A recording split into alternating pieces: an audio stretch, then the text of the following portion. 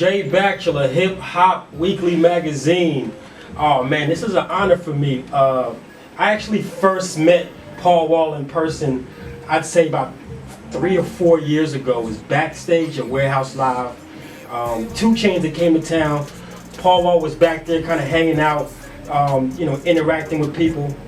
So to sit down and do a one-on-one with him, a guy that I consider an icon in the city as far as hip hop goes, is an honor for me. So thank you. Hey, look, I remember that. I think Trey was back there with him too. Yeah. I met so many people that whose music I came up on in one night. So that was big for me. It's an exciting time. Before the interview, I was telling you that I follow you on Instagram, so I see the excitement of your fans to know that you have a lot of new music coming out. Why was this the time for you to make this reintroduction? I've been making music for a long time, and I've been hustling and having products and other type of brand type of products for a long time, and I just been working my way up. I got a long journey. I've been traveling, and life bring you to different type of twists and turns in your path. And where we at now is we are, me and my boy T Ferris, we are our own CEOs. Whereas before he was my manager and I was just an artist, and he was my A&R too, but we ain't really had no titles like that. He my manager, he really just my homeboy, big bro. And just when we go in there, he got a good ear for music, so he got a good ear for finding beats that I would overlook and coming up with ideas or song concepts, or just hey man, who would sound dope on this? You sound dope if you put whoever on this song. It's things like that that me and him, we just came up together just as a team, just doing what we love to do, and that's make music and hustle. But now that we have our own record label, which is not really like we out there looking for artists, nothing like that. It's just we just really want to put out our own music, you know what I'm saying? And people that's down with us, and that's just what we doing, we just putting out our own music. And I kind of, with our I was with Swisher House for a long time, putting it down, my boy Michael Watts, G Dash, the whole Swisher House, you know what I'm saying, for a long time. And just the way life worked, you know what I'm saying, I'm still Swisher House for life, but I'm not signed to the Swisher House as a record label. And when that first started, it kind of just made me just forced me to do my own music, instead of going to another studio or being with other CEOs where they lay the whole blueprint and foundation out for you. It's like, well, we gotta do. But that's really how we started. Even the Swisher House, when it started, Michael Watts always told me and every artist that ever came into the Swisher House, this is a promotional tool. We not here to be your CEO or your babysitter or none of that. The Swisher House coming over here freestyling on tapes and just doing that, it's all just to promote us as artists and what we already doing. You know what I'm saying? So it was always meant, Swisher House was always meant from the very first Swisher House tape that was always ever there, was only for promotional use only. You know what I'm saying? That's what, even promotion for us. But it got to the point where it's like Michael Watts and G Dash, like, man, let's be CEOs too. Because instead of what was happening was they was creating us as all our artists, but all the other record labels in Houston, they didn't come swoop us up, because I think that the thought process was that we already was a record label. But we really, Swisher House wasn't a record label, it was just a house we go to and freestyle, and Michael Watts was a DJ, he made mixtapes. You know what I'm saying? But that kind of forced the Swisher House to become a record label, because nobody, Michael Watts he didn't want to be a CEO. He wanted to be a DJ. He'd go out there, find artists, break artists, play the artist music, help develop the artist, stuff like that. He wanted to be a DJ. He didn't really want to be a CEO. But being that other labels didn't come scoop us up, the other local labels, he was like, you know what, we're going to scoop up our own artists. We're going to make it a label. So, you know what I'm saying, with that being what it was, we was all Swisher House, you know what I'm saying, for forever, and we still is. But, it's like Michael Watts kind of bred us all to be our own CEOs. You got Chameleon doing his thing, his own Military Records from the jump. Even when he was first on a major label, he was his own CEO. Slim Thug, he was the first one to hop out there and be his own CEO. So Slim Thug really kind of led the way, and we all followed behind him. Mike Jones still, his own CEO, putting out Ice Age, his crew, his movement. So, that's just kind of me. I never wanted to be a CEO though, man. I ain't never. Yeah, but it's different when you are selling a product that's your own, that you craft this art. You know what I'm saying? Art ain't really business. You can't look at art.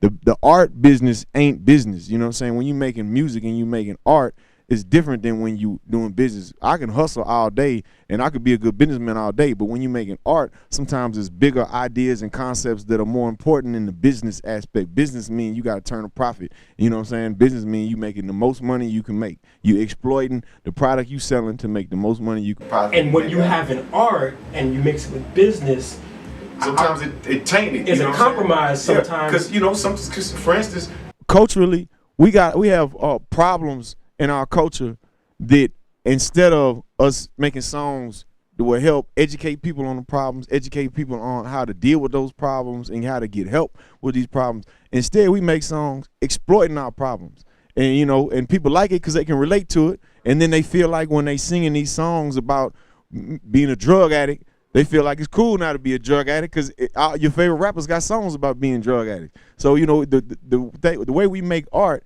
is really kind of messed up, you know what I'm saying? And the way the music business is like it gets away from what it originally is, which is art, you know what I'm saying? So that's why with T. Ferris, I never wanted to be a CEO, especially my own CEO, because I don't want to exploit my art like that. Because I got a passion for what I do. Now, I ain't going to lie. I can go in the studio right now and spit some verses out there like, okay, we're going to get hit a lick. Let's go hit a lick right quick. We're going to get hit a lick. I go in the studio. We can put your album out right now. But if I want to put the absolute best product I could absolutely put out, where I put my thought into it, where it's something that's going to be looked at and listened to for generations to come, then, man, that type of art, man, you know, you can't judge the quality of an art on, you know, how they judge the quality of artists. You know what I'm saying? They judge you if you're an artist based on if you got song on the radio, you got sales, if you're on TV, if you getting caught cheating on your wife and you famous on all the tabloids, and that's a good thing, all them type of things. So they judge you for things that really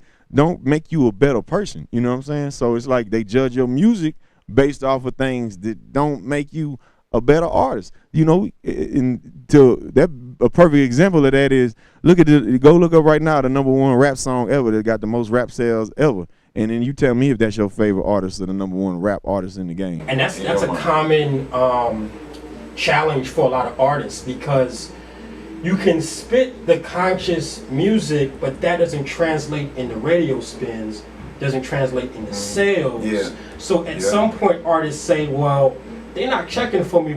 Perfect example. I interviewed Ty Dolla $ign. You know, he had the song Paranoid, Two Girls in the Club. He was on some other kind of like ratchet club. He told me before his career took off, he was more like a Anthony Hamilton type artist, but it wasn't working for him. Yeah. So now that he kind of transitioned. See, that's one good thing, man. Like what I got going on right now with my music, with everything all together. Before, you know, me and my boy T. Ferris, we had a great business partnership where he was my manager in A&R and I was an artist. But we had other people like CEOs, other people, you know, just doing all the work of exploiting the art that we give them. You know what I'm saying? So the problem that we was facing was that people didn't understand our art that we giving them. So they don't really understand how to sell it or how to push it or promote it because they not really fans of our art. They just know that we got a big fan base, you know, or knowing that we got a good movement going on. So they don't really understand us as people or what music we making. They don't understand the culture or any of it. They support it. They like it maybe a little bit, but you know what I'm saying? But when you don't really understand where we coming from, it's hard to explain where we plan on going. So, you know, being there where we at now, you know, today, all that come to here is because my boy T. Ferris, I've been with him since I first came into the Switch House, even before I was rapping with the Switch House. Me and him both were 17 years old. We was pressing up mixtapes for the Switch House, doing street promo for the Switch House. And that eventually led to me being an artist, the DJ, and other things with the Switch House. And T. Ferris being the president of the Switch House on A&R, other things he was doing, you know, but me and him, we had that type of relationship and history to where now he know the type of music or where I'm coming, you know, what I'm doing with my art. I can give him his art, and we still go in the studio. He's still my A&R, all that, but, you know, he can really take it, and he can, not I don't want to say exploit it, but he can push it in the direction where we trying to go and do what we trying to do with it. Market it the right way. Yeah, exactly. And, you know, I'm a long time of hip-hop. music, and I look at Eazy-E and Bone. I look at Dre and Snoop. I look at you, T. Ferris, Michael Watts, and I'm like, those things could not have been an accident. Like that amount of talent. Real talk, man, because I be thinking that, man, I can't think of any DJ in the whole world. Any DJ from the origins of rap, hip hop to where we at now in the whole history in the whole world, not just America. But name me one DJ that went out and discovered artists, discovered them when they didn't have no music out, not a song on the radio, nothing, not an album out, nothing. Well, just took us to our first studio ever, had us rapping, freestyling on mixtapes, help us develop our style, show us how to hustle our hobby, show us how to be our own CEO, take our artists like this, make them platinum artists. You got Mike Jones, platinum artist, Chameleon L, platinum artist, Slim Thug, platinum artist, Paul Wall, platinum artist, and tell me one DJ in the whole world who done did that with 4 artists and made them all platinum.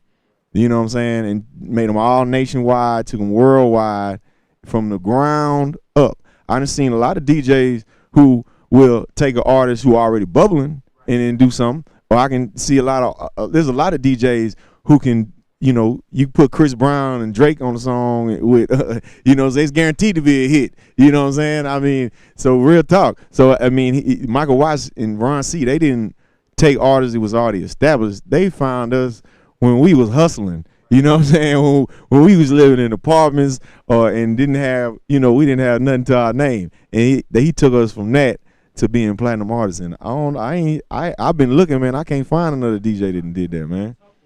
Cause I mean, salute to all the DJs out there, and if it's another DJ out there that did it, more than salute to them, of course. You know what I'm saying? I ain't trying to say this like I got my chest out, but I kind of do got my chest out for my DJ, and that's how it is in hip hop, man. The rappers, man, and back in the days, the DJs was the star. The rappers wasn't the star. The rappers was just there to big up the DJ. So that's just how I feel. That's how I feel about my DJ, Michael Watts and Ron C. I just feel like I just, I'm just proud of what they did. I'm just grateful to be able to be a part of that and humbled to be able to be a part of that. And you know what I'm saying? And especially, for to take something that DJ Screw created, and you know what I'm saying, DJ Screw brought this style of music to the whole entire world, and to be a product of that. You know what I'm saying? My generation was the generation that grew up listening to the Screwed Up Click. So when I was listening to the Screwed Up Click, that's what I wanted to be like. Them was my favorite rappers. But they're influencing guys now too, though, because the first time I interviewed A$AP Rocky,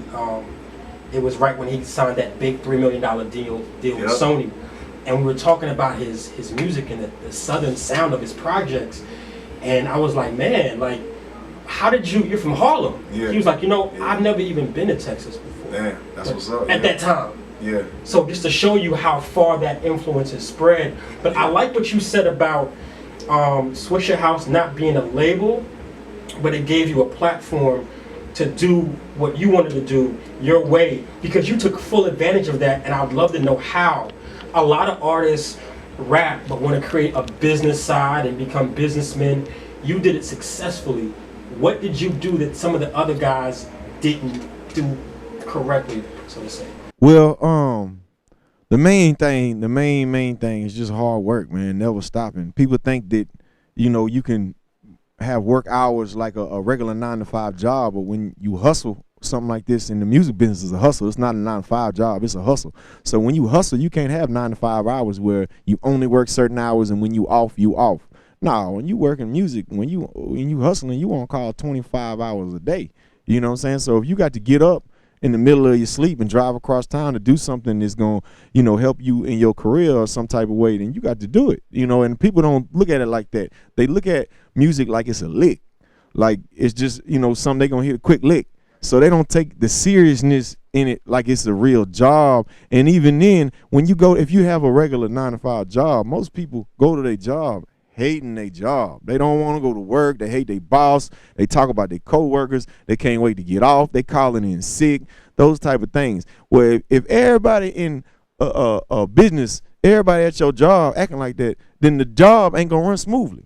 whatever your job is, whether it's McDonald's or you running Apple, if everybody calling in, they hate each other, they don't want to come to work, they talking about each other, they hate their boss, all that, man, then how can you have a successful job? Or you might make it successful, but just imagine if people like going to work and they like their coworkers and they couldn't wait. Nah, I ain't trying to call in work. I'm trying to go to work. Well, then you're going to bring out some more of them and you're going to get a better product. So it's the same thing with music. If you treat it like it's a lick, like you can just do it whenever, you can do it when you want to, they wait on you. Because when you hitting a lick, man, a go-getter going to go to where you at.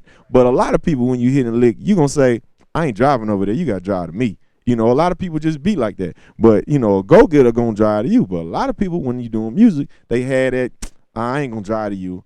I ain't going to do this, whatever you got to do, all the hard work that you supposed to put in, you know, they feel like it's going to come to them.